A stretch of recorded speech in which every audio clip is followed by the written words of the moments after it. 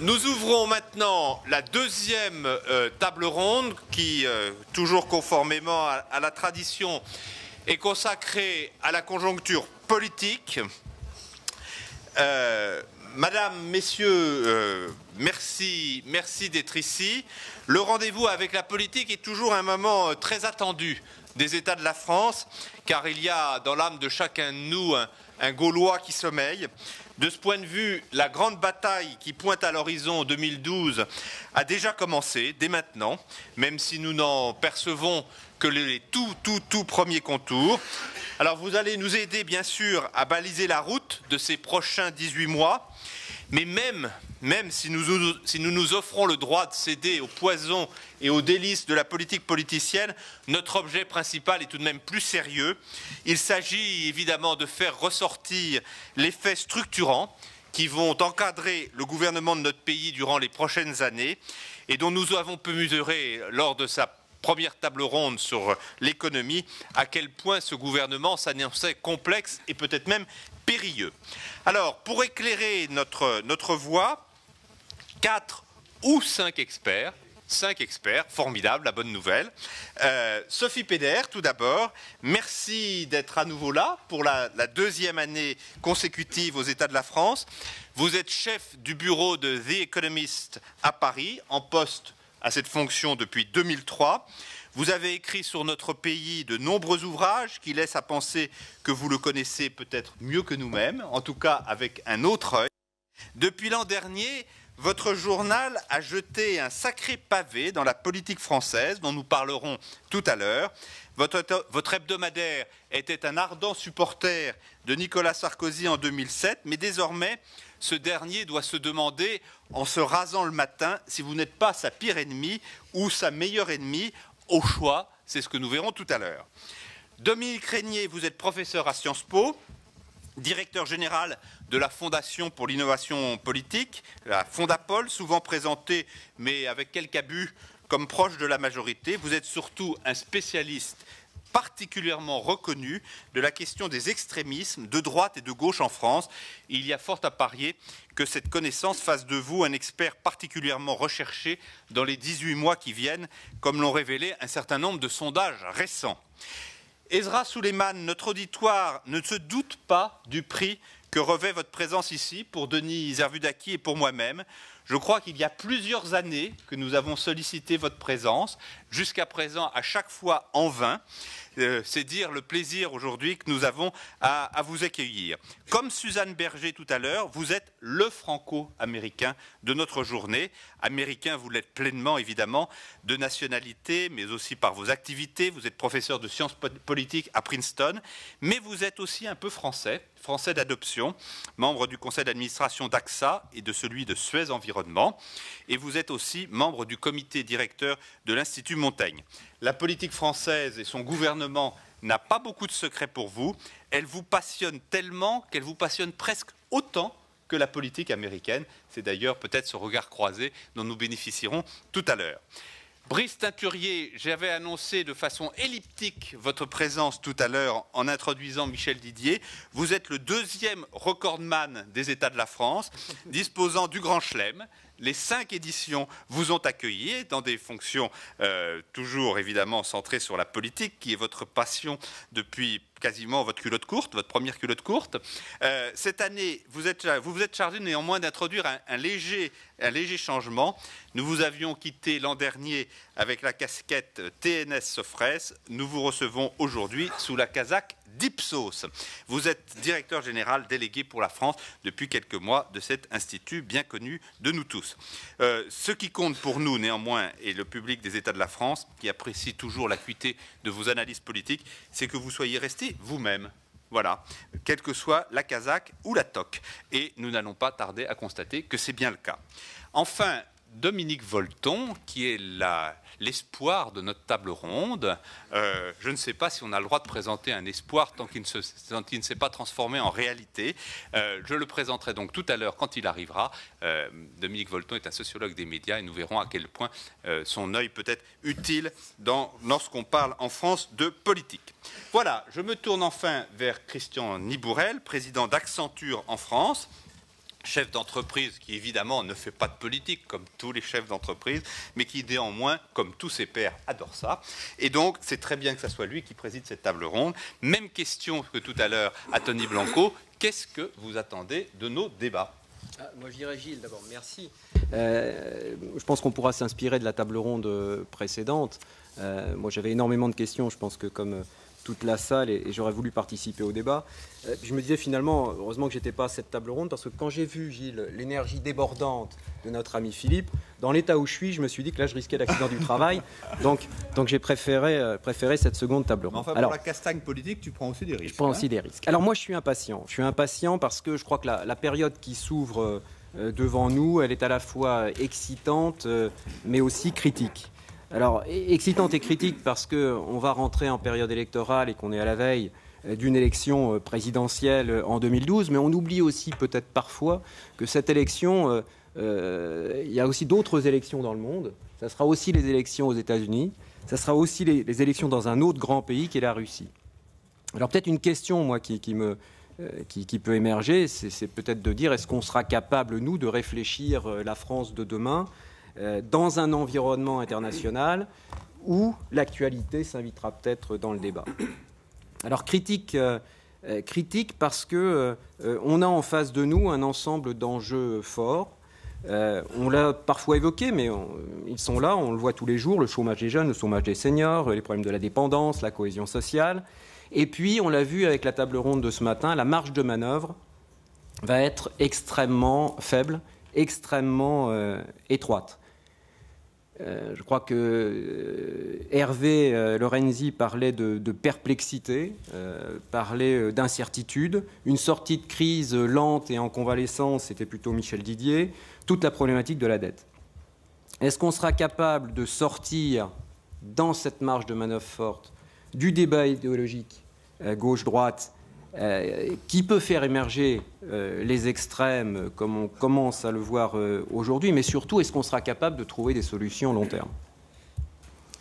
J'écoutais aussi le président Larcher ce matin.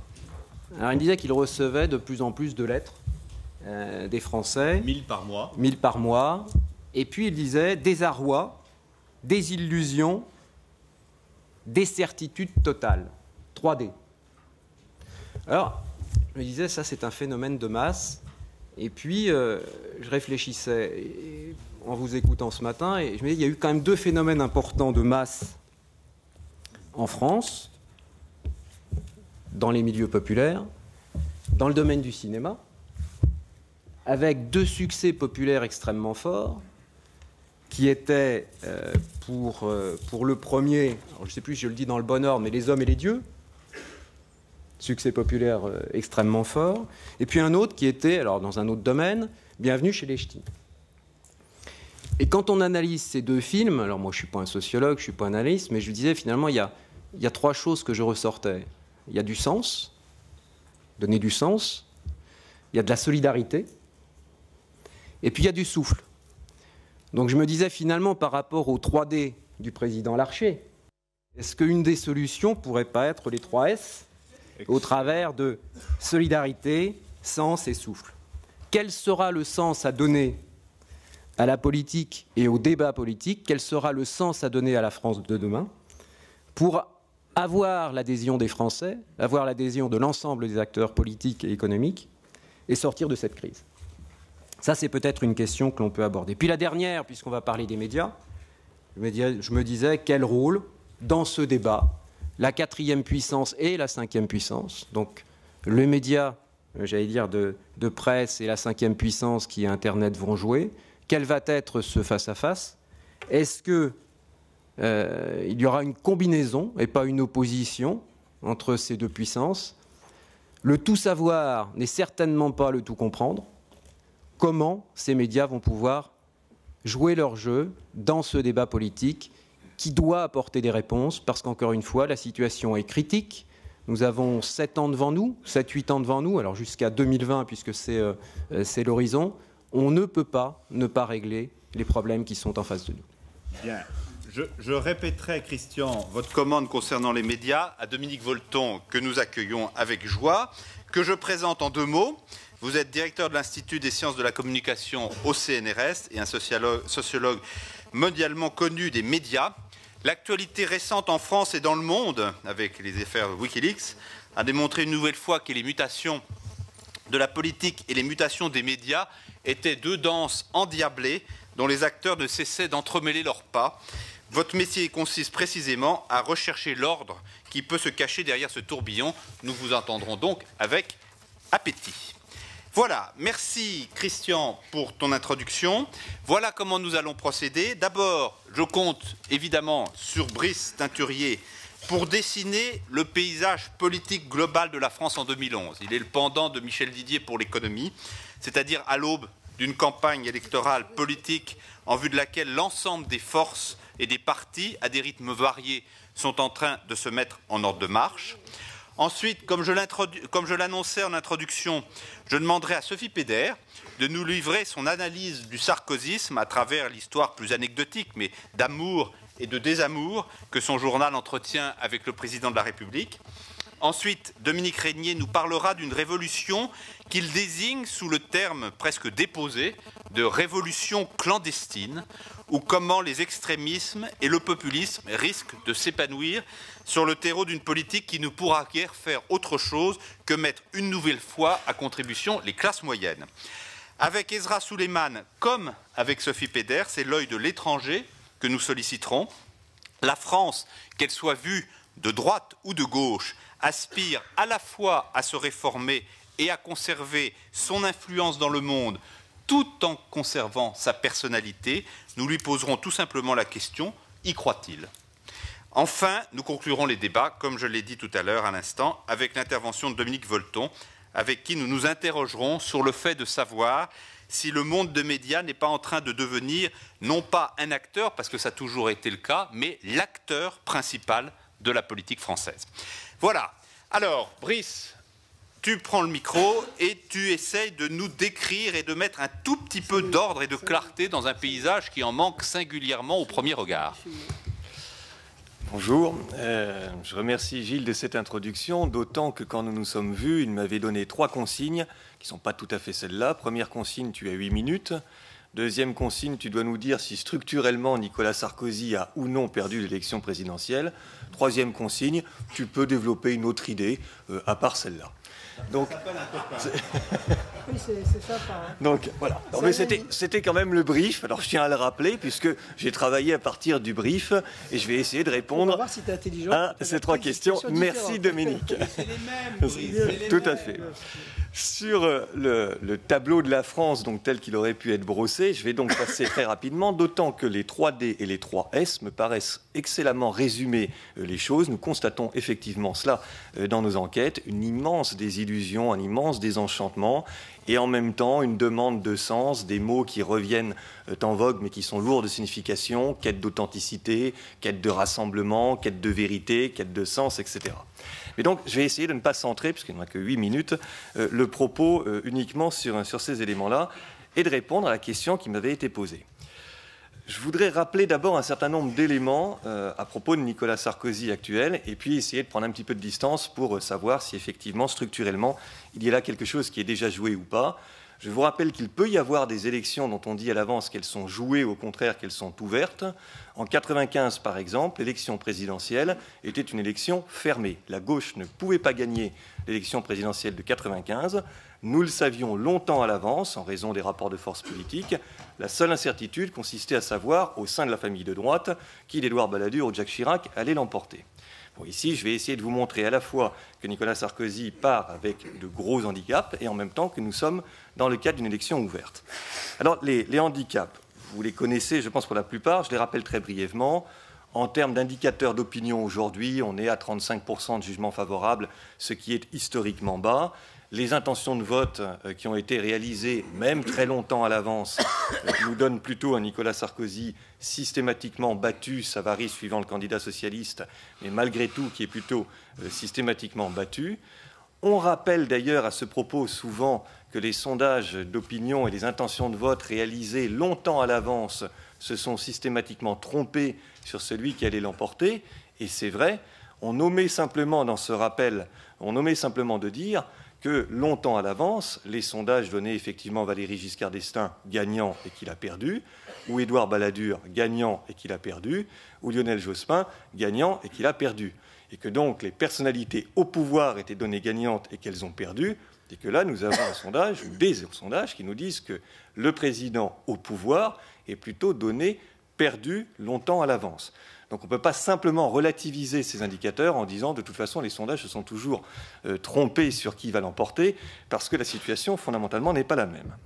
Je vais vous dire très rapidement tout ce qui fait qu'effectivement cette situation est difficile pour Nicolas Sarkozy, et vous l'avez compris, je vous dirai aussi rapidement pourquoi à mon sens c'est une élection qui reste fondamentalement ouverte.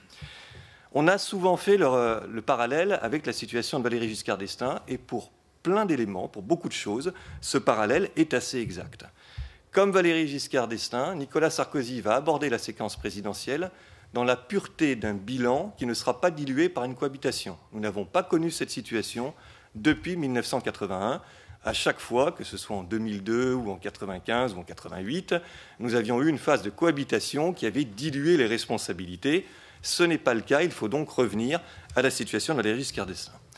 Or, dans cet élément d'appréciation de l'action qui aura été conduite, ce que nous savons en tous les cas aujourd'hui, c'est que la marque de fabrique du candidat de 2006-2007, Nicolas Sarkozy, qui est la question de l'action et du résultat, qui me paraît fondamentalement être l'élément le plus important de toute cette séquence, qui était fondamentalement ce que Nicolas Sarkozy avait parfaitement bien compris en 2007 en termes de diagnostic, à savoir que l'illégitimité aujourd'hui des autorités au sens large, la crise de légitimité qui frappe ces autorités est une crise de l'efficience, est une crise de l'efficacité, et qu'une autorité, quelle qu'elle soit, économique, politique, voire médiatique, qui ne fabrique pas du résultat, devient une autorité illégitime.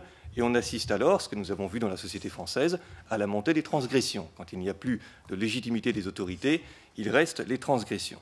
Donc Nicolas Sarkozy avait raison de mettre l'accent sur cette question de l'action et du résultat.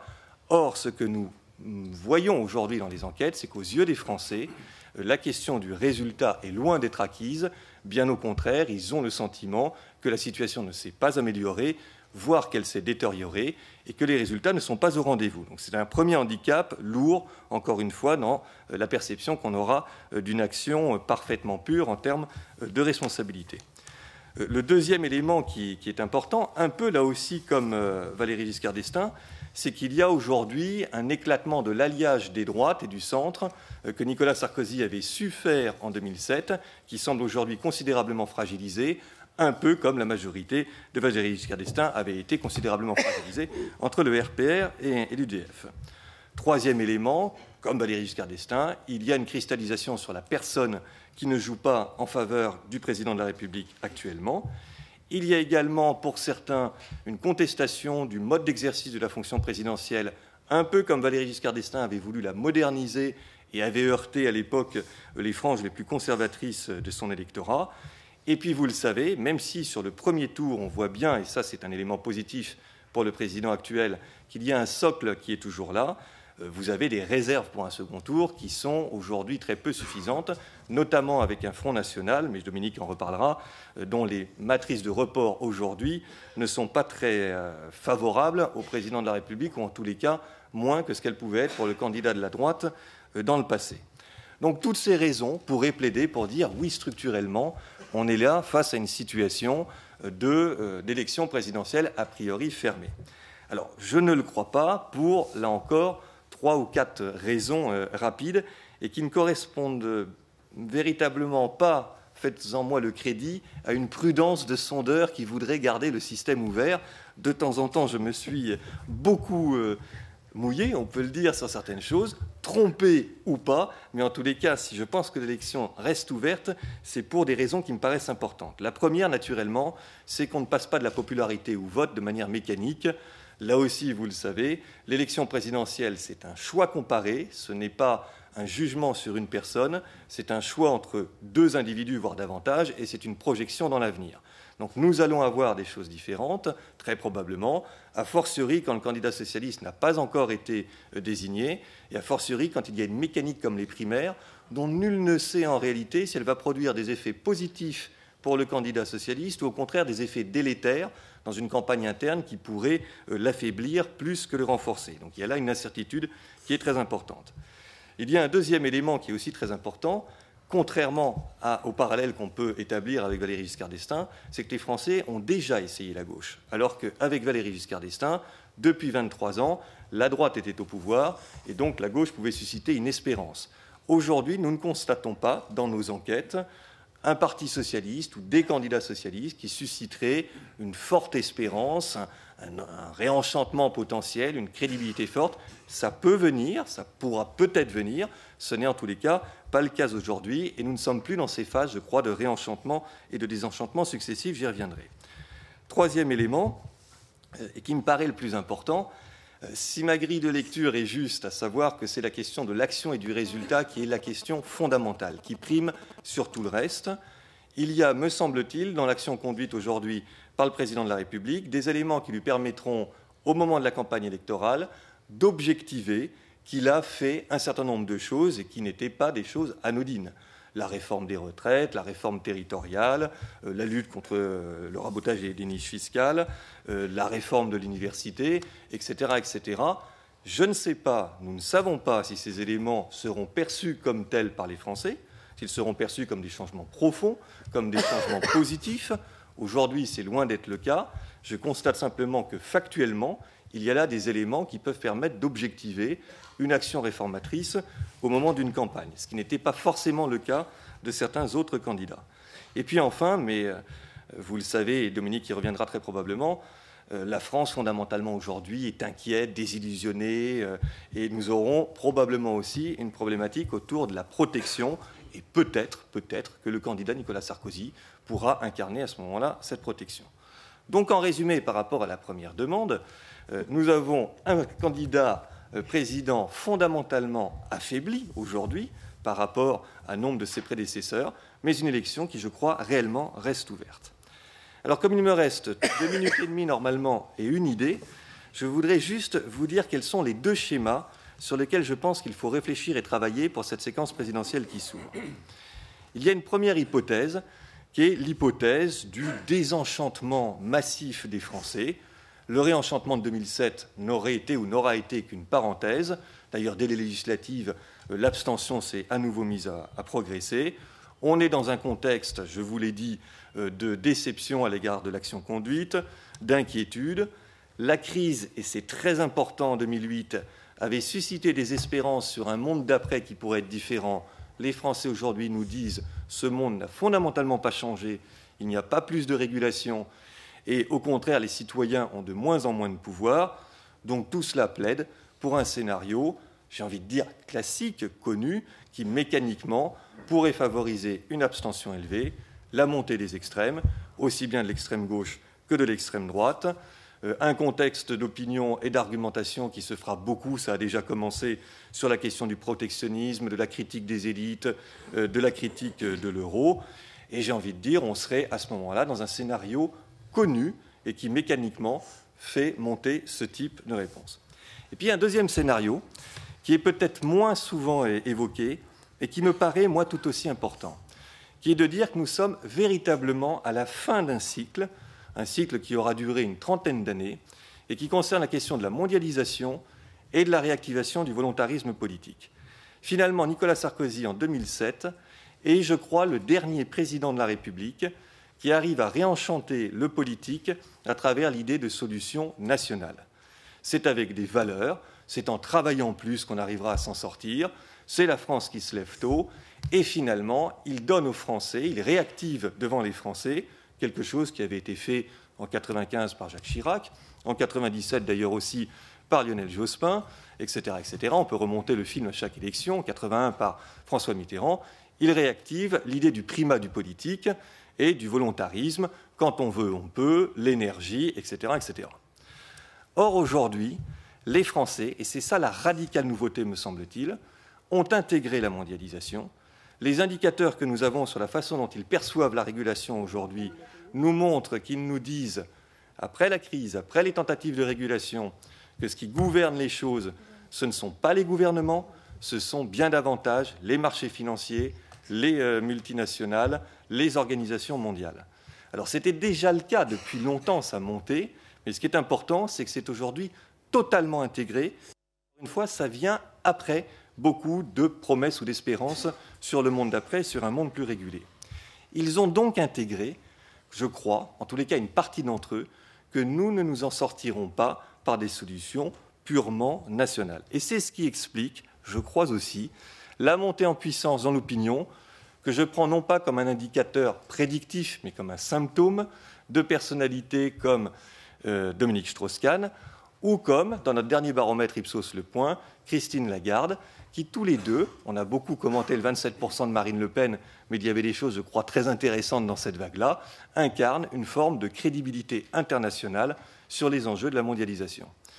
Et cela signifie simplement, dans ce scénario et cette hypothèse, que nous ne referons plus en 2012 une campagne électorale comme celle de ces 30 dernières années, et que du coup, pour une partie de la population, la crédibilité passe par la connaissance des rouages internationaux et par la question de la mondialisation, prise non pas comme un élément secondaire, ex post, en travaillant plus, on pourra lutter contre les effets négatifs de la mondialisation qui tétanisent les Français, mais comme un élément premier, fondamental, dans la crédibilité des acteurs. Alors ces deux scénarios, évidemment, ne s'excluent pas. Je pense qu'ils vont se surimprimer, que nous allons avoir dans cette campagne un dialogue, en réalité, entre cette France qui va pousser vers la montée des extrémismes et la contestation du système, à la recherche toujours de solutions, on va dire, plutôt nationales et incarnant le repli ou la critique d'un certain nombre de ces choses, et puis une autre France qui va d'une partie du Parti socialiste, regardez les propositions d'un François Hollande, tout à fait intéressant, et sa montée en puissance sur la compétitivité des entreprises, jusqu'à naturellement aussi une partie de la droite et du centre-droit, qui, elle, se dit on va arrêter de se raconter des histoires et on va travailler sur les véritables enjeux, c'est-à-dire les déficits et la compétitivité des entreprises. 2012, je crois que ça va être le choc de ces deux France. Il y avait ce matin en arrivant un débat sur France Inter entre Michel Sapin et Nicolas Dupont-Aignan qui me paraissait de ce point de vue assez exemplaire de ce que pourrait être une partie de la campagne de 2012. Voilà, je crois que j'ai un petit peu débordé, donc je n'ai pas respecté une consigne sur les 8 minutes, mais on n'en est pas trop loin. Merci beaucoup. Tu as absolument répondu à toutes les commandes, et je t'en remercie. Juste quand même, peut-être une dimension plus prédictive. Tu as bien campé le décor, le camp de bataille, les forces, etc.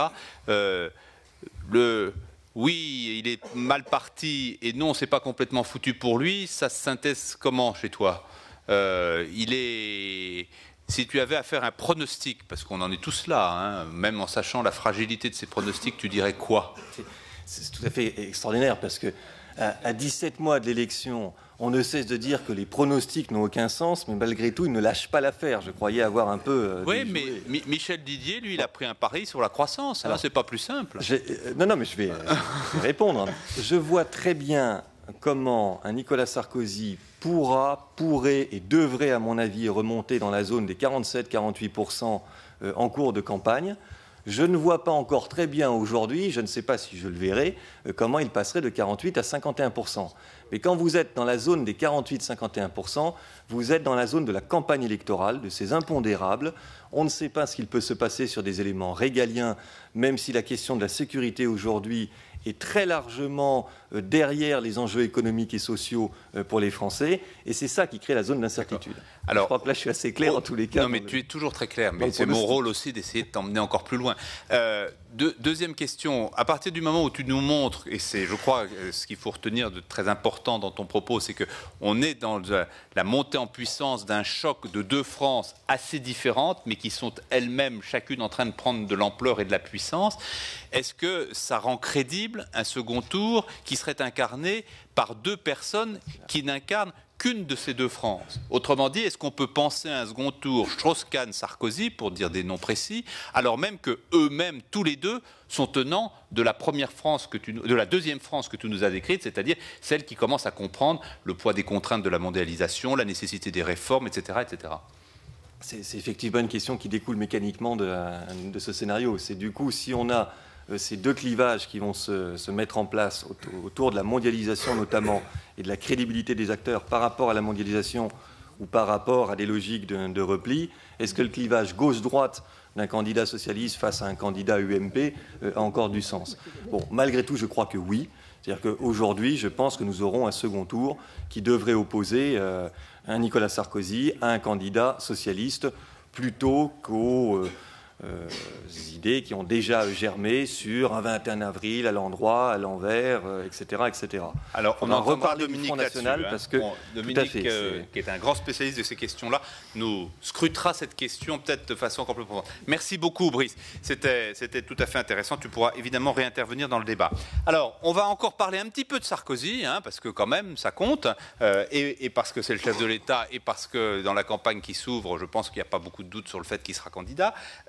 Alors, avec un œil différent, d'abord un œil féminin, c'est toujours important, c'est toujours différent, et un œil anglo-saxon, un œil britannique, en la personne de Sophie Péder. Alors, tout est parti, et toute son intervention va reposer de quelque chose qui a pu vous frapper, mais qu'on va essayer de revoir. Je vais demander à la régie de projeter sur l'écran couverture de The Economist il y a quelques semaines, à la rentrée de septembre, qui était, comme toutes les couvertures de The Economist, particulièrement incisive et drôle, et d'ailleurs forte, mais derrière cette couverture, qui évidemment est une caricature à tous les sens du terme, se cachait une problématique plus intéressante, à savoir que The Economist avait soutenu assez fortement la candidature de Nicolas Sarkozy en 2007, et qu'évidemment là, ça sonnait l'un des premiers D, ou l'un des 3 D, le désenchantement, le désarroi ou la décertitude.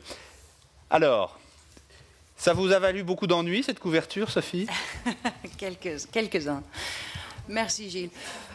Effectivement, nous avons publié donc cette couverture au mois de septembre cette année. Et c'est quelque chose qui a eu quelques échos en France. Et j'ai reçu beaucoup de critiques. Et je pense que je vais prendre cette occasion pour essayer d'expliquer pourquoi nous avons fait ce choix. Quelle était la réflexion derrière et quel était l'objectif qu'on avait quand on a conçu cette couverture.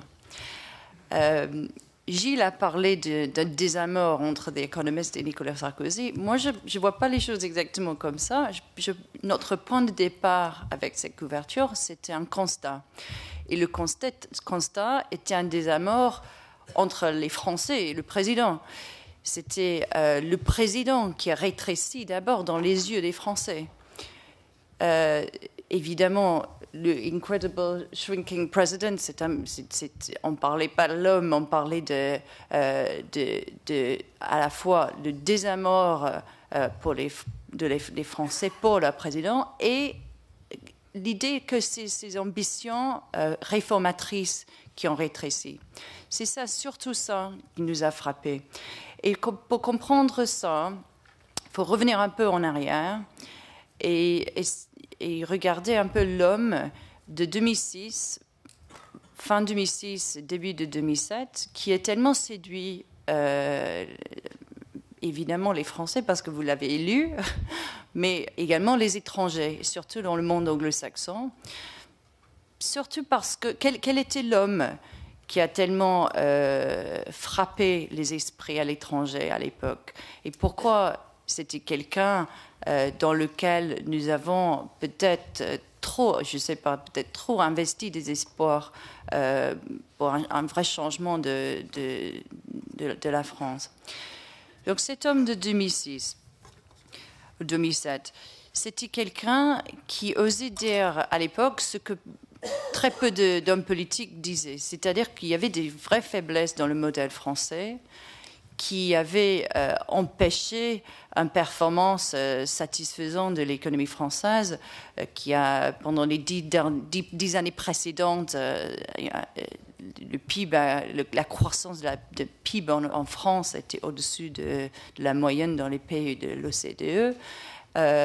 Et c'était quelqu'un qui osait dire un peu des vérités dérangeantes, que les Français travaillaient pas assez par semaine, pas assez longtemps dans la vie, qu'il y avait trop de personnes âgées qui travaillaient pas, qui prenaient la retraite trop tôt, qu'il n'y avait pas assez de risques, de prise de risque dans la société, que les Français, il y avait trop de conservatisme, trop d'impôts. Il y avait tout un discours très nouveau pour nous, les observateurs étrangers qui regardent la France. On a trouvé ça très rafraîchissant, assez séduisant. Et on avait l'impression que voilà quelqu'un qui avait le courage d'identifier les faiblesses dans ce modèle et qui pourrait peut-être commencer à attaquer ces faiblesses et remettre l'économie française sur les rails. Ça, c'était la perception qu'on avait donc en 2006 et qui nous a amené à soutenir Nicolas Sarkozy dans une couverture que nous avons également, on l'a mis en une juste avant l'élection 2007. Ensuite, après, je dirais, un début plutôt prometteur en 2007, il y avait la crise. Et là, je retourne en arrière pour essayer d'expliquer le choix de cette couverture toujours. Il y avait une deuxième séquence.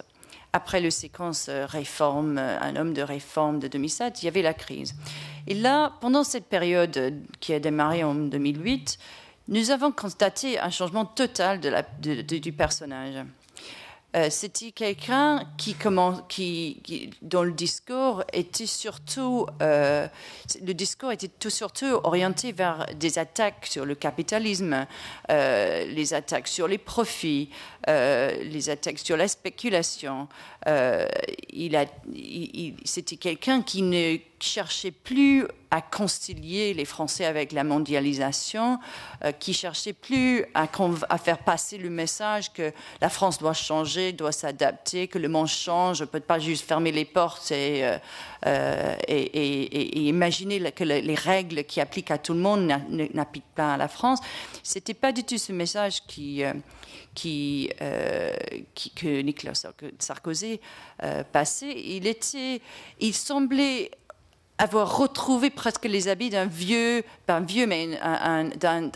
homme politique traditionnel français, c'est-à-dire le modèle français, tout va bien, il n'y a rien changé, on veut vous protéger, la mondialisation, on peut la résister, nous allons pas fermer nos usines et en plus nous n'allons pas accepter que nos propres entreprises comme les car makers, les fabricants de voitures, voilà, qui eux, ils fabriquent à l'étranger pour le marché français.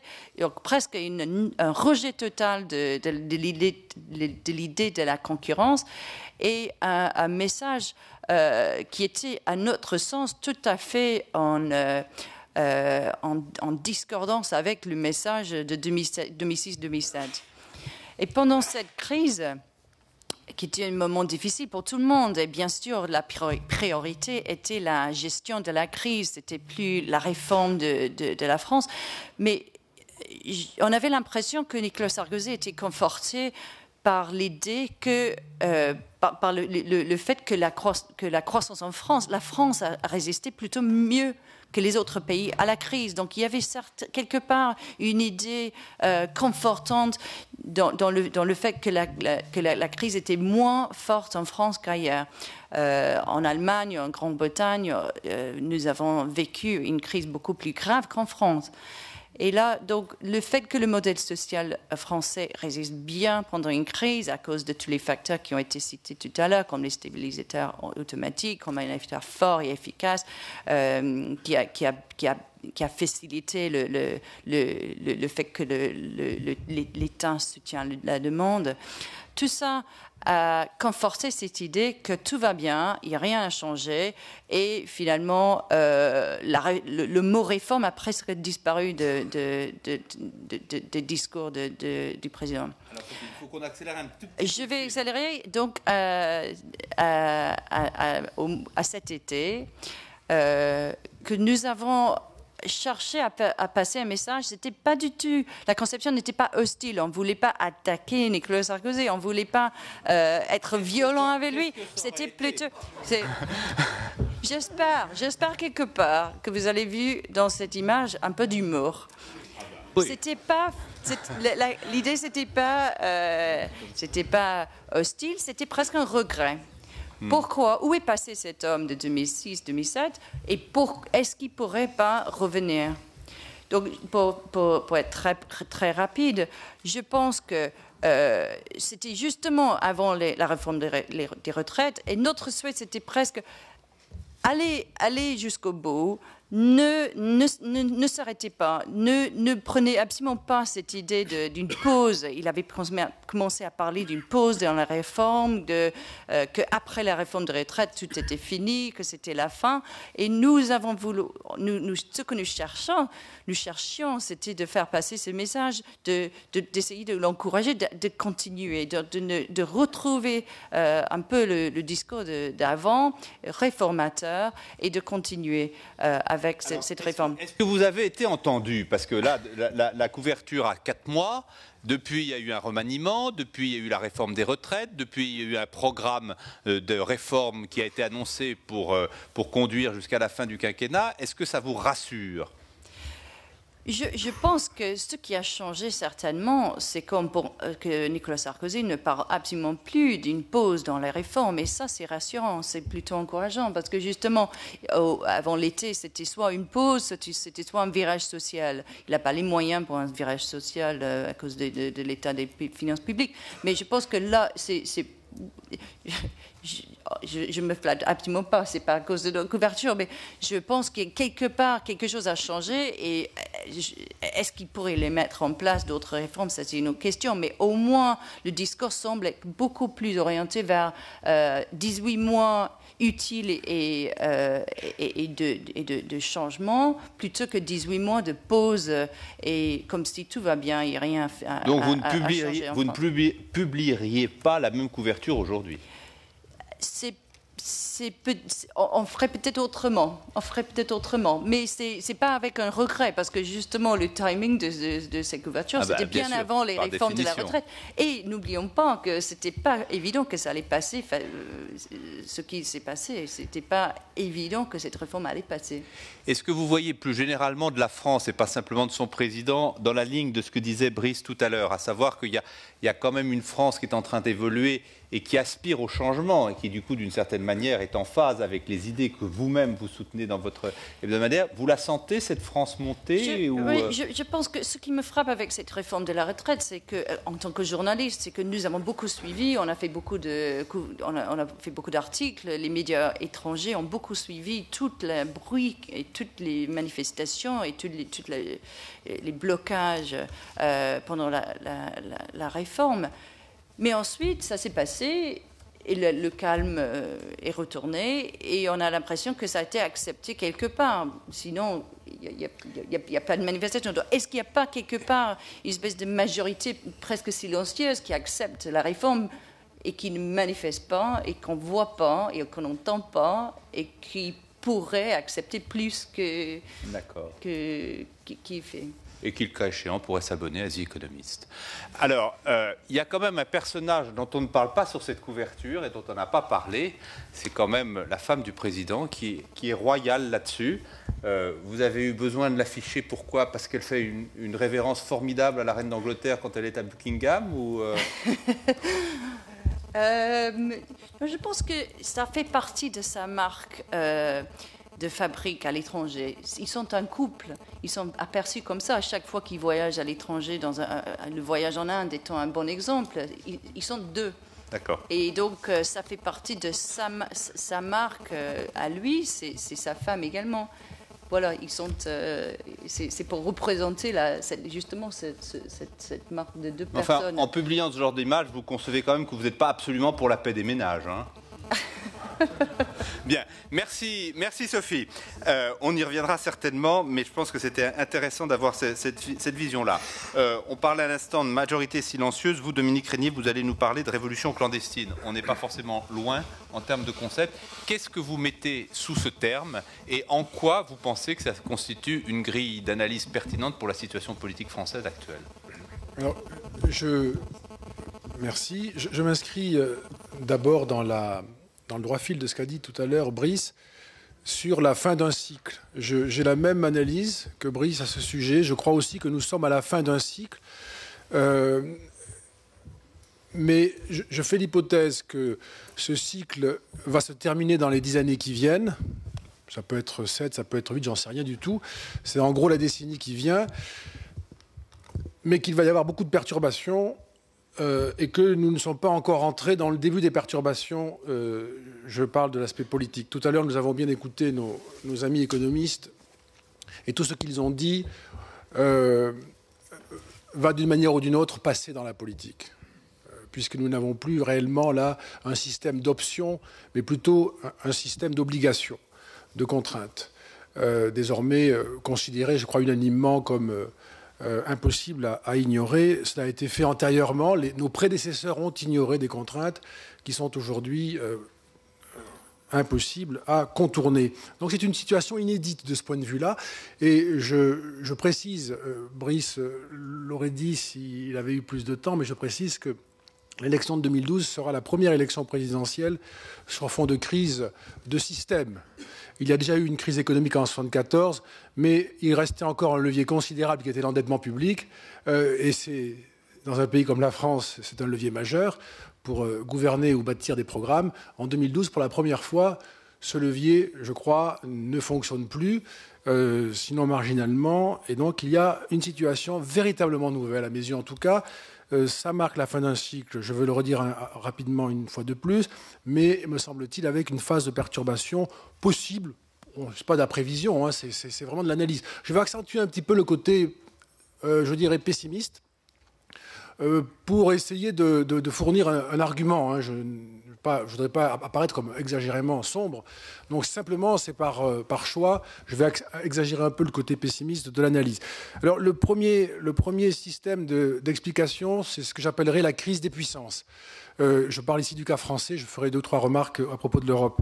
La crise des puissances, c'est un décor qui a changé pour les Français avec le basculement démographique, une variable lourde dont on sait maintenant qu'elle va dérouler ses conséquences sur des années et des années, même si nous avons une démographie meilleure pour le taux de fécondité. Nous n'échappons pas évidemment au vieillissement démographique. Les conséquences sont assez fortes du point de vue culturel, psychologique et du point de vue des demandes que la société va porter avec de plus en plus de force, y compris dans le champ politique. La globalisation est évidemment un changement de décor définitif et majeur. On ne pourra pas, j'en fais l'hypothèse, hein, je suis un peu péremptoire mais c'est pour aller vite, on ne pourra pas démondialiser, donc j'écarte cette hypothèse. Peut-être que certains y parviendront, mais ce n'est pas dans mes hypothèses. Et donc la globalisation est durablement un système qui se caractérise par la prééminence du marché, la fragilisation des États-nations, et grosso modo un système très ouvert qui est à peu près l'inverse de ce que les Français connaissent et dans quoi ils se sentent à l'aise, avec un décentrement géographique qui a été beaucoup commenté, mais qui me paraît être une pièce importante, au moins sur le plan des représentations.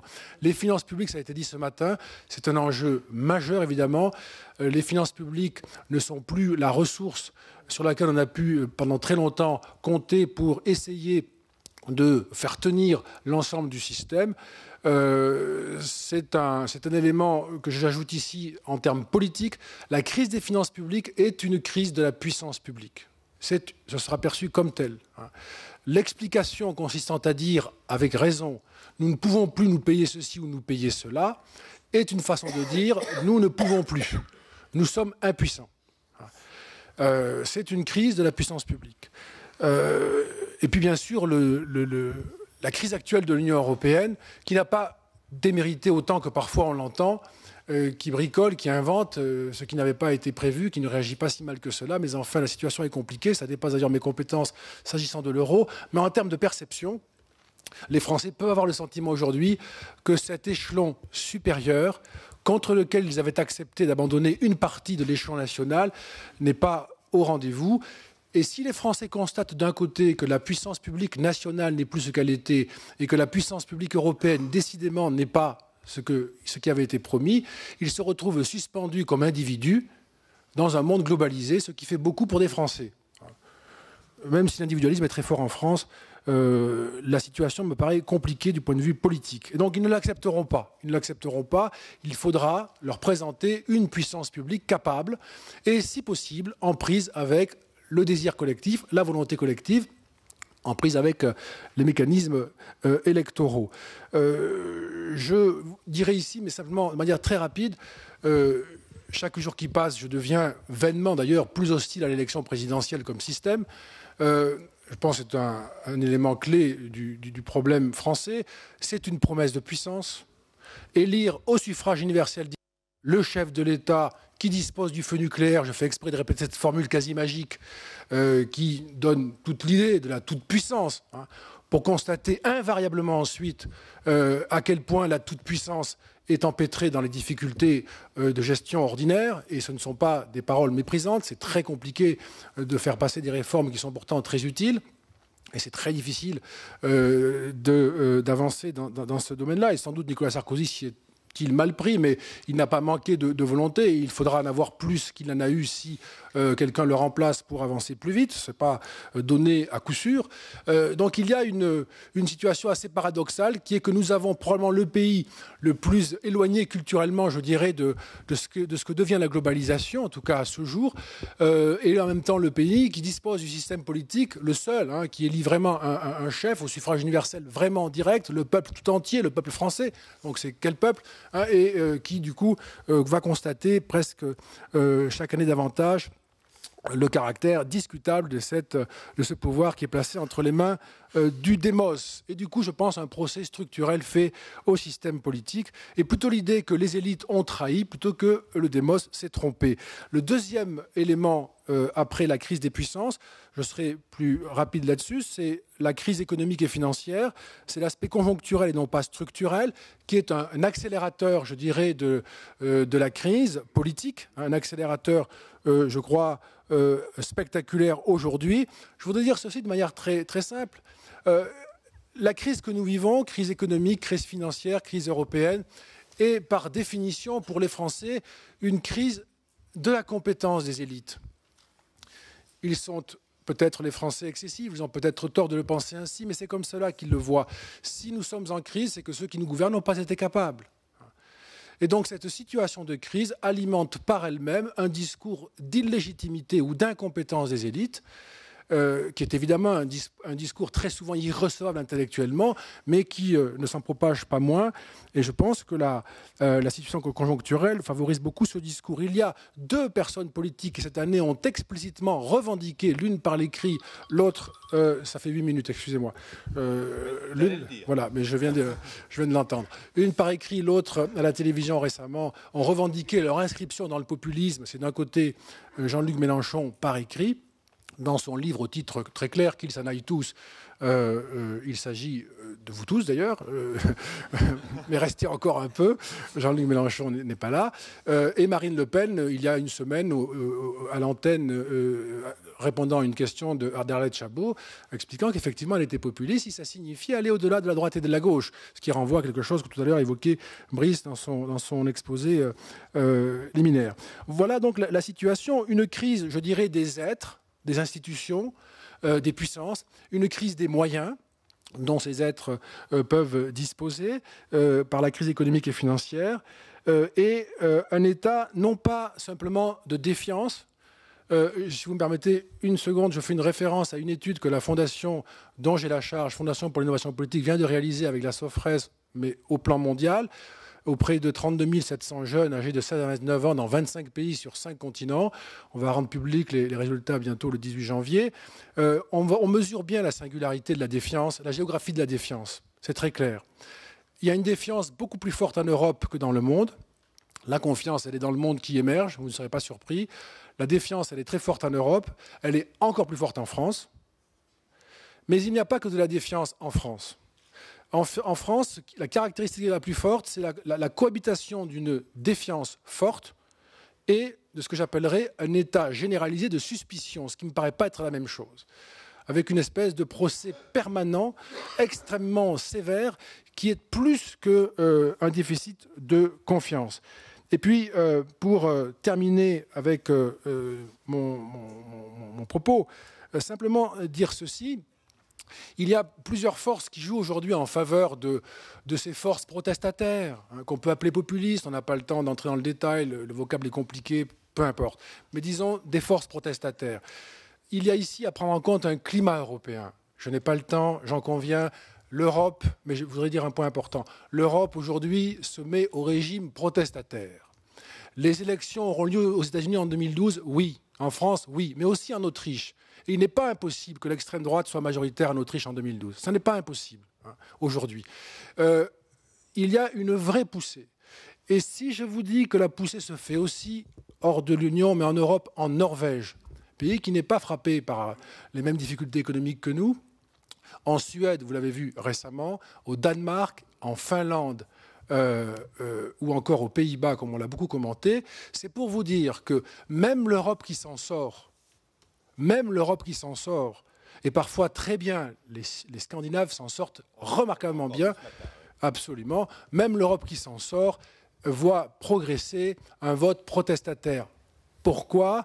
Parce qu'il y a au moins deux éléments nouveaux qui posent problème, et dont un est en écho avec ce qu'a été dit ce matin par les économistes, mais plutôt pour limiter leurs propos que pour le renforcer. Premièrement, il y a une résistance montante à la pression fiscale. Je termine là. Et c'est non seulement le phénomène des Tea Parties aux États-Unis, mais en Europe, c'est très fort. Et deuxièmement, il y a la question de l'islam et de l'immigration qui joue un rôle extrêmement puissant, indépendamment de la conjoncture économique. Ça peut être renforcé, ça fonctionne indépendamment de la conjoncture économique. Et enfin, c'est vraiment le dernier mot, les classes moyennes qui, par leur niveau, là je reviens à la France, par leur niveau économique, penchent à gauche, par leur système de valeurs, plutôt à droite, par leur exaspération, notamment à l'égard de la pression fiscale, sont capables d'alimenter fortement le vote protestataire. Merci beaucoup, Dominique. D'une certaine manière, vous, dans les deux France que décrivait Brice, vous pensez que pour les mois qui viennent, il y en a une qui est quand même plus en dynamique que l'autre, c'est-à-dire la France protestataire plus que la France qui se convertit à la mondialisation. Je le crois, et je le crois aussi, encore un mot, puisque vous m'y invitez, j'en profite. Ce qui s'est passé très récemment, vous l'avez tous entendu, la déclaration de Marine Le Pen sur l'islam présentée comme une force d'occupation. C'est une formule choquante qui nous a tous choqués parce qu'elle contient. Mais la réaction de nos élites a été très mauvaise. Tout le monde, bien sûr, est parti sur le même réflexe, confondant tout, et ne voyant pas que, ce faisant, Marine Le Pen se présentait comme une France de la résistance. Et nous l'avons soupçonnée d'être une France de la collaboration, alors qu'elle mettait en scène une France de la résistance. Et là, il y a, je pense, un élément, une illustration de la puissance tactique et stratégique des forces protestataires. C'est vrai aussi dans d'autres pays d'Europe, je pourrais y revenir si vous le souhaitez, cette habileté tactique de jouer avec les modèles. Et nos élites politiques, malheureusement, je dirais, ne sont pas à la hauteur, je dirais. Oui. La force protestataire ayant en plus l'avantage de ne pas forcément se situer dans un cadre de responsabilité. Donc c'est tout de même plus facile. Ezra Souleymane, on vient de décrire une situation française contrastée, agitée, peut-être menaçante. Est-ce que c'est la vision que vous en avez, vous qui passez de longs séjours chez nous, mais qui en même temps avez la possibilité d'établir des comparaisons? On disait ce matin, grâce à l'étude présentée par l'INSEAD, qu'il y avait probablement besoin pour la France de donner un sacré coup de rein pour se transformer, pour évoluer. On l'a confirmé au cours de la table ronde économique. En même temps, la France s'aspire à rester influente. On a vu que ce n'était pas si facile que ça. Comment vous voyez ce défi français ? Pardon. Bon, les ordres que Gilles m'a donnés il y a quelque temps, c'était effectivement, je ne sais pas, il a mis deux sujets là, mais c'était la place de la France dans le monde, l'avenir de la France. C'est bien ça. C'est bien ça. Et donc, moi, je ne vais pas parler de Sarkozy ou de... Ah non, mais ça, on en a bien parlé, c'est bon. Ça, je peux, mais je ne vais pas mélanger les choses. Je voudrais voir des changements qui arrivent, disons, malgré le président, ou qu'il est obligé d'accompagner. Jusqu'à une période récente, on a organisé souvent des colloques sur la place de la France dans le monde, ou encore plus les relations franco-américaines. Maintenant, je vois qu'on a plus ou moins abandonné ce genre, et heureusement, des colloques. Et il était souvent possible de traiter les deux ensemble, parce que la politique étrangère, en bonne partie en tout cas, consistait, pour la France en tout cas, en plus ou moins s'opposant aux États-Unis. Ce n'est plus le cas. Et là, je trouve un changement assez important. Que la France ne soit plus obsédée par les États-Unis est un heureux développement pour la France, en tout cas. Je dis pour la France parce qu'il y a toujours eu une sorte de asymétrie entre les deux. Les États-Unis ne prêtaient pas grande attention à la France. La France cherchait à provoquer les États-Unis pour se hausser et se mettre au même niveau. C'était un jeu. Donc, pour être un grand pays, disait le général de Gaulle, il faut chercher un grand querelle. Eh bien, comme les États-Unis étaient le plus grand pays, le plus puissant, chercher un querelle avec les États-Unis, ce qui était facile de faire, mettait la France, en tout cas, provisoirement sur le même niveau. Et la France pouvait donner l'impression, effectivement, qu'elle jouait dans une arène qui est l'arène vraiment des grandes puissances. Évidemment, tout cela n'était pas un jeu, bien sûr, parce qu'il y avait des périodes où il y avait des raisons à s'opposer aux États-Unis. On se souvient de l'opposition de la France pendant la guerre du Vietnam. On se souvient, on ne peut pas oublier d'ailleurs, l'opposition de Chirac à la guerre d'Irak. Néanmoins, ces oppositions suivaient une tradition, je dirais, anti-américaine, partagée par la droite et la gauche.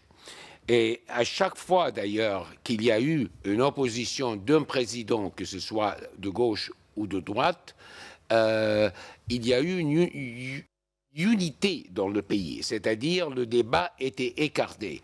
Les débats qu'on voyait sur n'importe quelle politique intérieure se taisait lorsqu'il s'agissait de la politique étrangère. Et ça m'a toujours intrigué.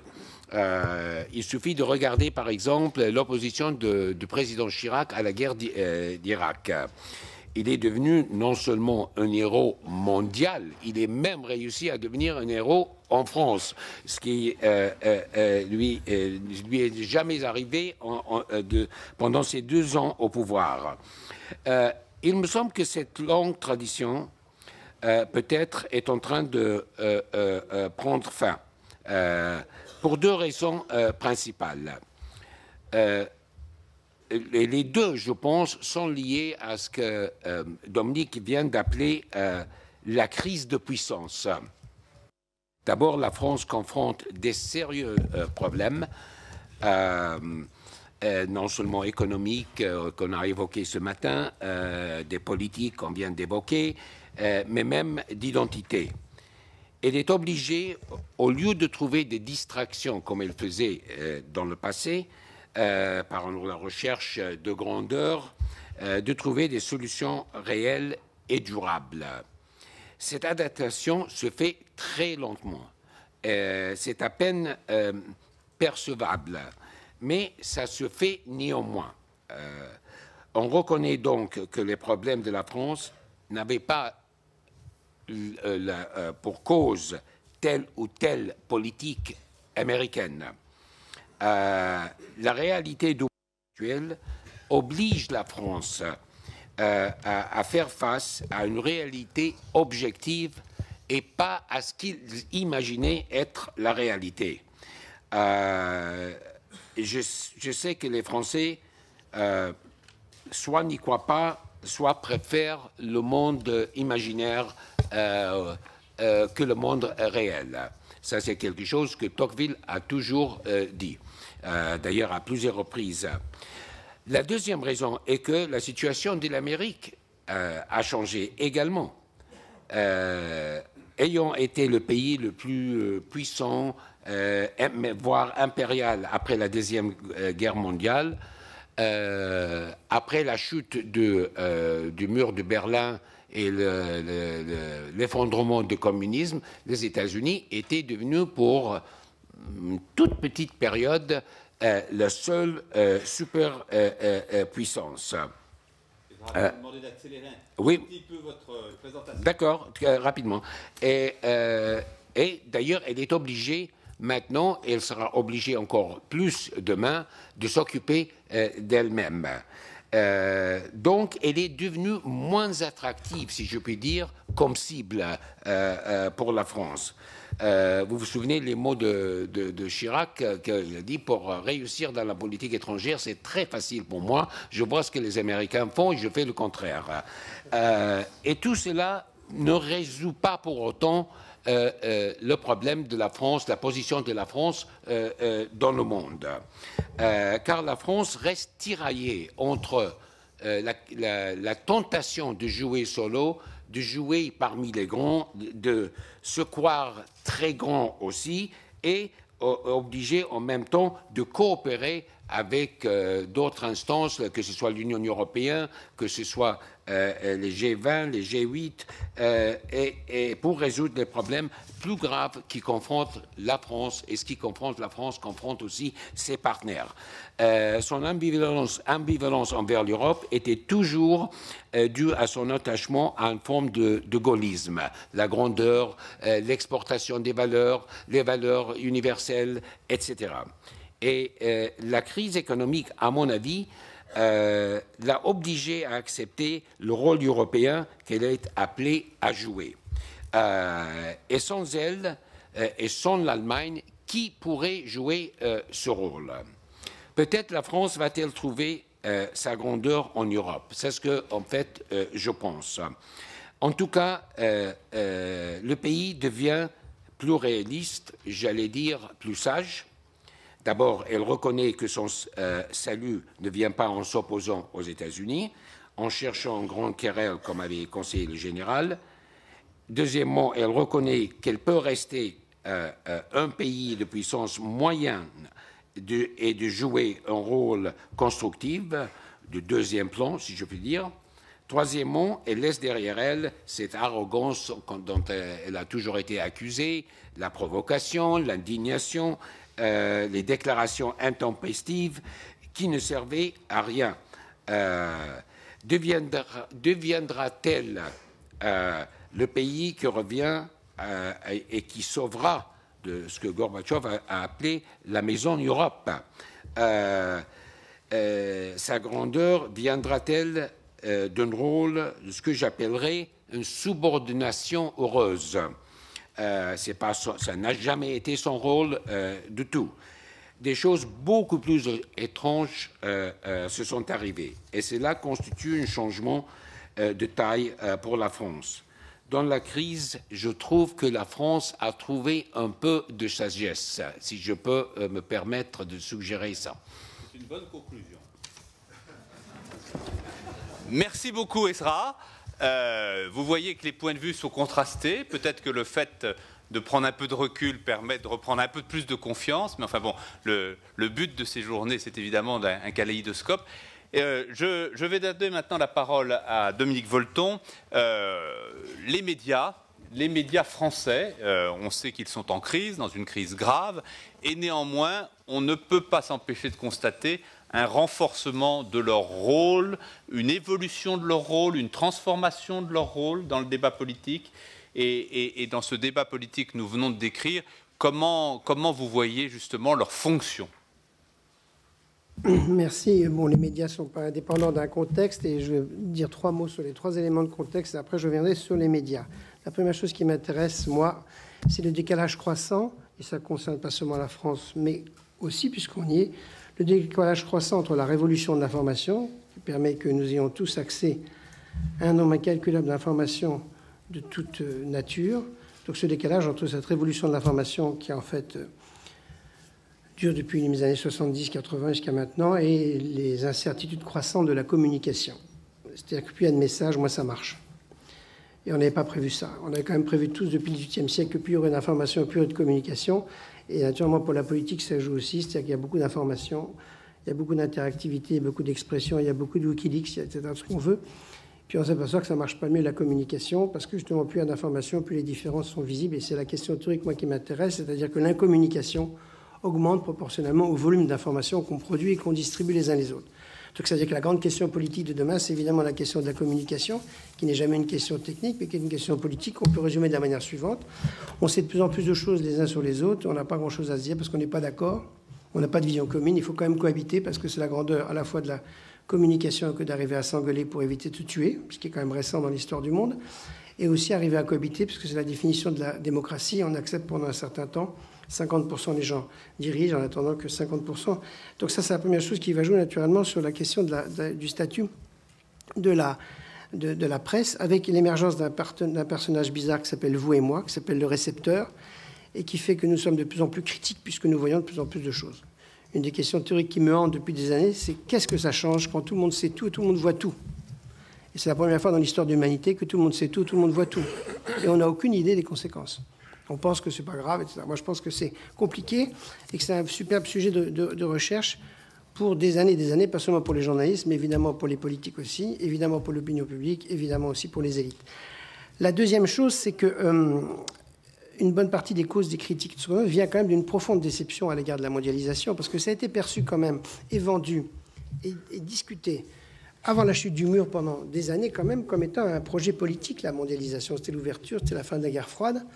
Et avant que ça se racornisse en un économicisme, ça a quand même été une immense utopie. On l'oublie, parce que tout ça, c'est très court.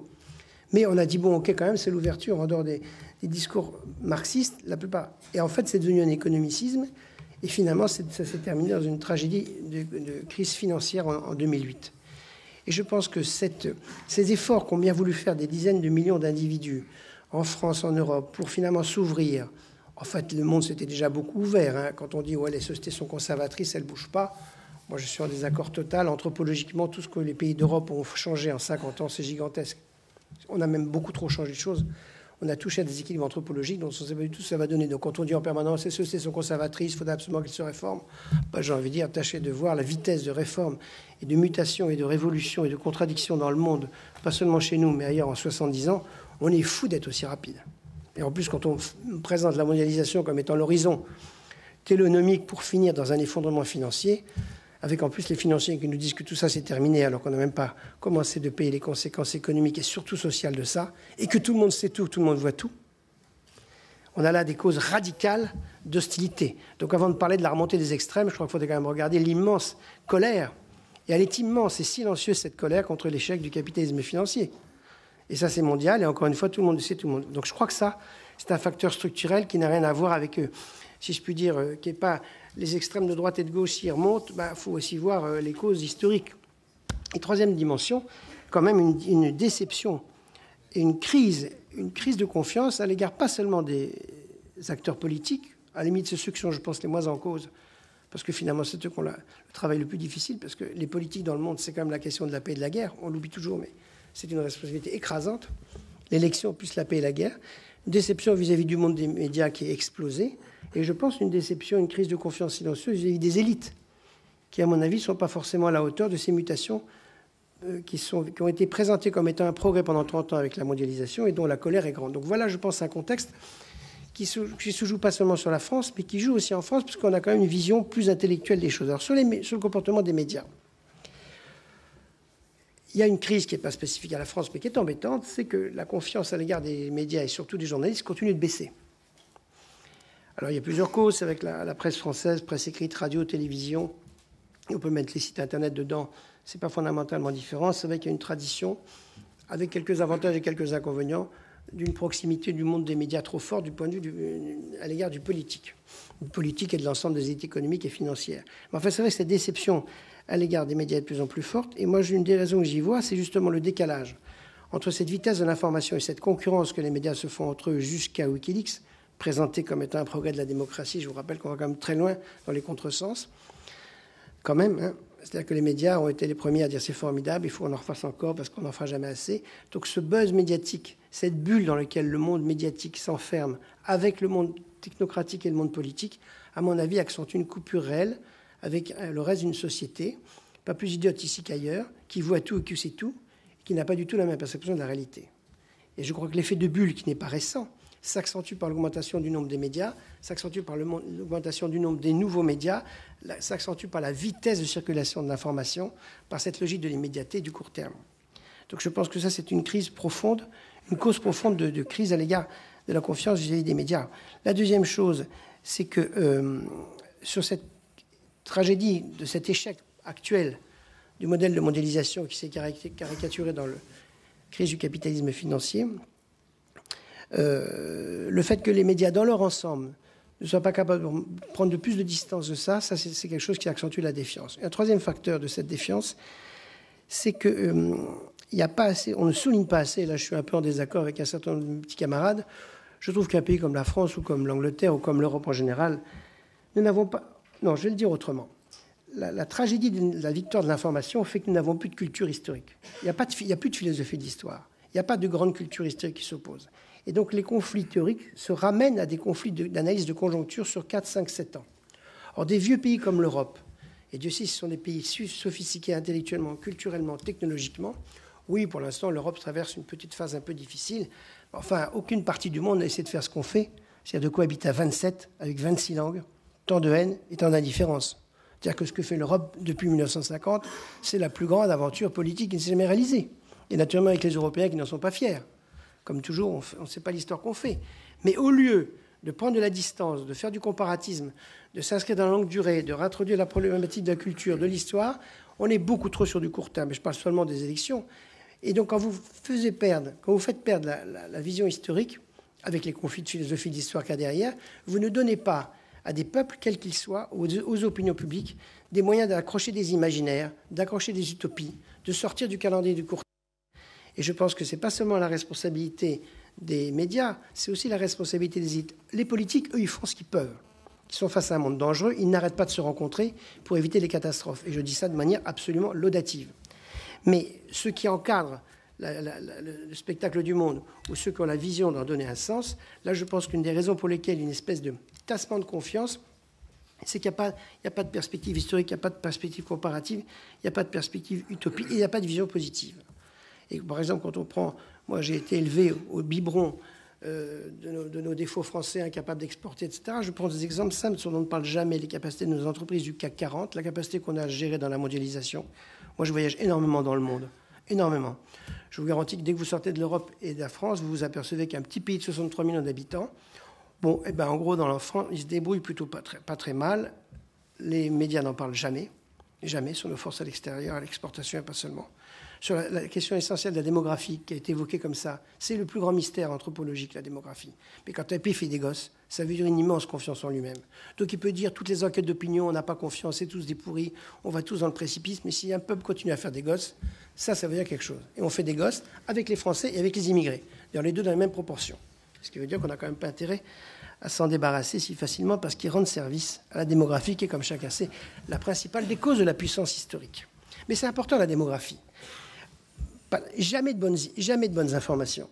Ça fait des années que je dis, mais écoutez, si vous, les médias, 5 fois par jour, vous sortez des bonnes informations, où des hommes sont intelligents, sont généreux, donnent de l'amour, sont capables de montrer qu'il y a la saloperie et l'égoïsme humain, on est capable de temps en temps de faire autre chose, je pense que ça donne au bout d'un moment, dans cette saturation d'informations que nous recevons, quelque chose, une autre vision du monde. Tout le monde dit, oui, l'homme est pourri, mais il n'est pas que pourri. Et je vous dis, le jour où un garçon ou une fille arrêtera de tapoter sur son ordinateur ou d'écouter la radio ou de regarder la télé ou d'acheter un journal quand il en trouve un à acheter, on ne pourra pas lui foutre un pistolet au nom du droit du citoyen. Mais Dominique, est-ce que... J'en ai pour 3 minutes. Non, mais j'ai une question précise là-dessus. Je vous interromps sur une question précise. Est-ce que c'est possible que les médias qui traversent, elles aussi, une crise historique puisse avoir sur le monde un autre regard que pessimiste, dès lors que justement le regard sur leur propre réalité ne peut se nourrir d'aucune confiance. Parfait, alors ça s'appelle le narcissisme total. Non, ça s'appelle de la projection. Non, ça s'appelle confondre. Non, mais je ne dis pas ça pour les défendre. Premièrement, c'est une crise des médias, ils sont un petit peu pour quelque chose de temps en temps, d'accord? C'est comme la crise du monde intellectuel, c'est comme la crise du monde intellectuel auquel j'appartiens, qui vient demain. Parce que derrière la crise des médias, c'est la crise du monde de la connaissance qui va venir. Quand elle va venir, nous aurons une certaine responsabilité, mais indépendamment de leur analyse et de leurs forces et faiblesses, je pense qu'ils sont pas ils pourraient quand même donner une vision du monde un peu moins noire, un peu moins pessimiste, et que finalement, on constate tous dans notre vie professionnelle ou quotidienne, ou relationnelle, ou sociale, ou militante, qu'il y a quand même de l'amour, de la générosité, de l'intelligence. Okay. J'ai pas fait. Sur les je vous laisse conclure. Il faut conclure parce que maintenant, on va. D'accord. Sur le fait, point très simple. Le thème de la régulation va revenir. Le rôle de l'État, etc. La France a une fonction publique, une tradition. Il y a les excès, mais il y a aussi un capital symbolique extraordinaire.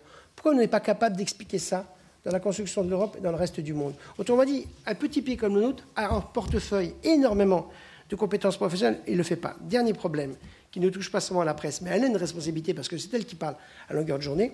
Un des enjeux de la mondialisation, et c'est pour ça que ça m'intéresse, la question de la communication, ce qui est terrible dans la communication, c'est qu'on va voir de plus en plus des différences.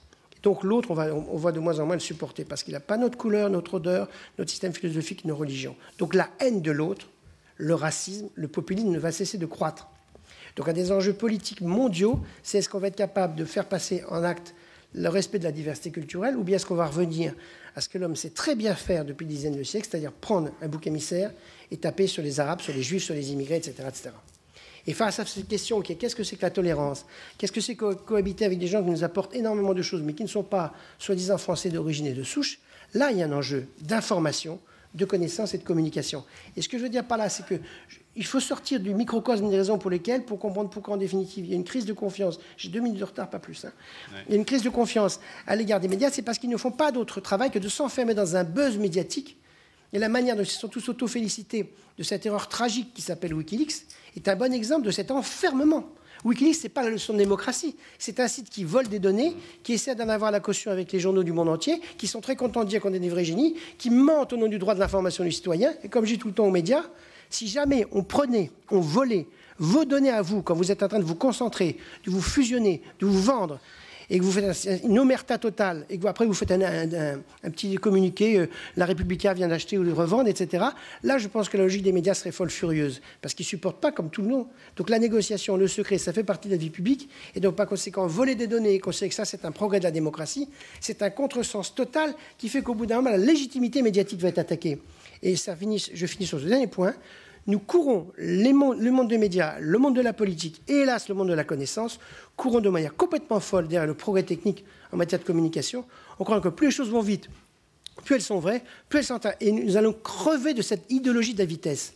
Or, les médias sont les premiers, avant les universitaires, à devoir ralentir et à sortir de la course. Or, au lieu de sortir de la course à l'événement, ils y courent encore plus. Le paradigme de l'information a changé. Hier, il fallait être sur l'événement. Aujourd'hui, il faut être capable d'être sur l'événement et derrière l'événement. Et je pense que plus on est capable de prendre de la distance, plus la confiance revient vis-à-vis de ce métier indispensable et fondamental qui est le métier des journalistes. Le vrai contre-pouvoir aujourd'hui s'exercerait sur ce plan-là. Oui, sur le fait de sortir de la... Mais moi, je comprends les médias, comme je comprends les politiques. On a tous rêvé d'un monde instantané, d'un monde direct. Et le monde direct, on l'a. Il n'améliore absolument ni la compréhension, ni la tolérance mutuelle, ni la tolérance. C'est-à-dire que notre monde est transparent, on est différent. Comment va-t-on cohabiter? Allez, merci beaucoup Dominique Volton. Dominique, vous m'avez demandé... Vous m'avez demandé juste un mot, ça sera juste un mot. Juste pour dire que la très grande partie de l'humanité se réjouit de la globalisation. Ça n'est une mauvaise nouvelle que dans une petite partie du monde. Tu peux pas dire ça. Non, c'est pas l'humanité. En tout cas, personne ne sait. Les instruments de mesure que nous avons montrent clairement que pour les Indiens, pour les Chinois, pour les Brésiliens, c'est une très bonne nouvelle. Il n'y a pas d'égalité entre les trois. D'une part, un Chinois n'est pas un Indien, n'est pas un Brésilien. Et donc, par conséquent, dire comme ça, d'une phrase urbi orbi, le monde entier, on n'en sait rien. On verra, les luttes de classe n'ont même pas commencé en Chine. Quand elle va commencer en Chine, on verra si ce sera l'expansion comme ça. Ils sont dans un modèle 1830 actuellement par rapport à l'Europe. Donc dire qu'on va être bouffé par les Chinois dans 20-30 ans, c'est une espèce de vision télénomique. On n'en sait rien. rien. nous importons mais si, pas. mais dire Non. le monde entier est ravi, mais moi je suis incapable de dire une phrase pareille. Mais écoute, mais je suis totalement incapable. Moi je suis un scientifique, je suis vachement modeste. je maintiens que le fait d'avoir vu 600 millions de personnes sortir de la malnutrition ne peut être, par ces personnes-là, considéré comme une bonne nouvelle. Bon, Brice, un petit mot. C'est excellent ça. Un petit mot, Brice. Juste 2 mots pour aller dans le sens De Dominique. D'abord, je crois qu'il est exact qu'effectivement, il y ait des continents entiers qui se réjouissent de la mondialisation, mais ce n'est pas de la mondialisation dont ils se réjouissent, c'est de la prospérité à travers la mondialisation, ce qui n'est pas tout à fait la même chose. Et pour aller également dans le sens de Dominique, ce qu'on constate, nous, dans nos enquêtes, c'est un éloge de la lenteur qui commence à être demandé. C'est-à-dire cette quête du sens, j'en ai dit un tout petit mot au tout début, cette quête du sens qui est revendiquée, qui revient, s'accompagne d'un éloge de la lenteur, d'une demande de prise de distance et d'une critique exacerbée, effectivement, à l'égard des médias. Non, parce que moi, la quête de la lenteur, Non, c'est mais moi ça, qui on m'en a le charge. temps, les 56. On a le temps, les 56. C'est fini. Non, c'est fini. on attend Maurice Lévy et j'ai promis Ben, à si on a le temps, Christian... on a le temps. Non, Christian. Si on attend, on a le temps. Bon, il n'est pas encore là. Eh ben alors, Bon, alors, allez-y. alors je peux dire un mot, merci. Si, il est là. Non, il Si, n'est pas il là. est là. Stop. Il est là. Oui, il est là, mais Bon, 20 secondes. allez, Dominique, un un mot, mot. et ensuite Ce la qui est conclusion fascinant de pour Christian. l'Occident, c'est nous qui avons, on n'est pas les seuls à avoir inventé des grandes civilisations. Mais on a inventé à partir du 15-16e la rationalité scientifique et technique, et notamment la conquête du temps. Et donc, par conséquent, ça a été une force pour nous, avec quelques impérialismes au passage et quelques guerres. La question anthropologique qu'on a à se poser maintenant, c'est cette conquête du temps, il va falloir le réintroduire autrement. Et si nous, l'Occident, nous sommes capables de le faire, nous, naturellement, nous réintroduisons une différence culturelle fondamentale. Parce que l'Occident, et l'Europe en particulier, nous avons une connaissance du monde qui est extraordinaire. On a conquis le monde, on s'est fait battre par le monde, donc on sait ce que c'est que le temps, et on sait ce que c'est que la défaite. Donc ça nous donne une capacité culturelle et anthropologique extraordinaire pour aller, ce qui me hante politiquement, vers la question de demain, c'est comment va-t-on être tolérant et non pas avoir qu'une envie, se tuer ce qu'on pas notre gueule et notre couleur à notre système politique. Et c'est vraiment la question de la tolérance qui est la question politique. Donc les civilisations qui sont capables de faire un peu de retour et d'introduire de la culture seront peut-être capables de comprendre que ces autres cultures, ces autres civilisations sont aussi intelligentes que la nôtre. Et la vitesse qui a été notre force peut devenir notre faiblesse, mais si nous rétrogradons, enfin si nous savons résister un tout petit peu, alors on aura une chose à apporter au monde, c'est qu'on a une connaissance du monde, l'Europe, bien plus forte que le reste. C'est bon. Et ensuite de ça, on est capable d'entrer dans un dialogue de culture qui est fondamental si on veut éviter la guerre. Dominique, je parie fortement que d'une certaine manière, tout à l'heure, Maurice Lévy reprendra ce discours sur la tolérance. Donc, vous avez bien fait de le semer. Il sera probablement repris tout à l'heure. Christian, une conclusion rapide, malgré l'éloge de la lenteur. Ça va pas être facile. Je vais essayer d'accélérer. Non, je dirais sur le plan politique politicienne, puisque c'est quelque chose que vous avez voulu aborder. Alors, la bonne ou la mauvaise nouvelle pour les pro-sarkozystes ou les anti-sarkozystes, c'est qu'apparemment, il n'a pas perdu l'élection et que tout est possible, que l'élection présidentielle est ouverte comme elle ne l'a peut-être jamais été. Plus sérieusement, je dirais que nous sommes à la fin d'un cycle, c'est en tout cas la conclusion de ces débats ou de ce que j'en ai perçu, la fin d'un cycle basé sur l'idée que les solutions nationales ne sont peut-être plus suffisantes, mais que la mondialisation sera forcément dans le débat, qu'on n'est plus dans un système d'options, mais dans un système d'obligations. On ne pourra pas non plus démondialiser, que cela plaise ou non, la mondialisation est là. Et on est certainement dans une crise de compétences des élites perçues, en tout cas, par la nation et la montée de la force protestataire. Concernant les médias, je crois que le débat, je ne vais pas le résumer, j'en aurai peut-être du mal, mais ça confirme quand même que l'accélération de l'accès à l'information pose quand même les problèmes du futur. Comment va se comporter le monde avec ce foisonnement d'informations que l'on ne maîtrise pas? Je crois que c'est l'idée que Dominique a voulu souligner également. Faudrait peut-être donner aussi plus de perspectives historiques pour mieux appréhender le changement. Je crois que c'est une notion qu'a souligné aussi Dominique. Et puis arriver à composer avec la vitesse d'arrivée de l'information dans nos réflexions. Alors moi je dirais ce que j'ai dit au début. La marge va être extrêmement étroite, que ce soit d'ailleurs, quel que soit le futur élu, marge extrêmement étroite, et il faudra sortir du débat idéologique si on veut avoir une chance de trouver des solutions novatrices. Peut-être que les entreprises, puisque je représente les entreprises, peuvent avoir à jouer un rôle plus important que par le passé, alors en restant à leur place, mais peut-être en étant plus force de proposition dans le débat politique et plus force de coopération avec les politiques et l'ensemble du monde économique ainsi que les partenaires sociaux pour arriver je dirais, à travailler en profondeur, parce que quand les marges sont étroites, on ne peut pas élargir le spectre, donc il faut arriver à creuser pour trouver les solutions pertinentes. Il faudra donner du sens, on l'a dit tout à l'heure, c'était mes 3 S, peut-être du sens pour arriver à obtenir l'adhésion qui favorisera la confiance, que tout le monde souligne comme un des facteurs clés de succès. Merci Christian, merci Sophie, merci Ezra, merci les deux Dominique, merci à Brice.